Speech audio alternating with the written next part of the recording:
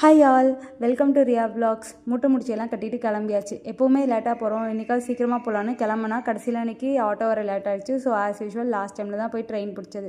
என்னோடய பெஸ்ட் ஃப்ரெண்டுக்கு marriage. So நாளைக்கு கல்யாணம்னா இன்றைக்கி ஆஃப்டர்நூன் தான் ரீச் ஆனேன்.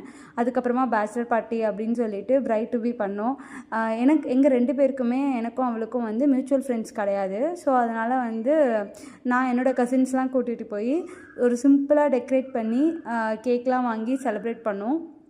இதெல்லாம் முடிச்சுட்டு ஒரே ஆட்டம் போட்டுட்டு பாட்டெலாம் போட்டு அதுக்கப்புறமா ஃபோட்டோஸ் ரீல்ஸ் எல்லாமே எடுத்து முடிச்சுட்டு வீட்டில் ஒரு அட்டெண்டன்ஸை போட்டுட்டு வந்தாச்சு.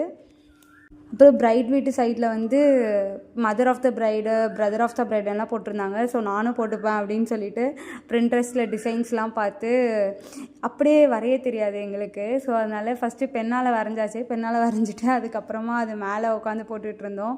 பெஸ்டி ஆஃப் த பிரைட் அப்படின்னு சொல்லிட்டு என் ஃப்ரெண்டோட பேருக்கு எழுதிட்டு அதுக்கப்புறமா மார்னிங் கல்யாணத்துக்கு ஆளாக போயிட்டு நான் பொண்ணு வீட்டு சைட்லேருந்து யாருமே வரல. நான் தான் ஃபஸ்ட்டு போனேன். ஸோ அதுக்கப்புறமா கல்யாணம்லாம் முடிஞ்சு கிளம்பியாச்சு. See ya.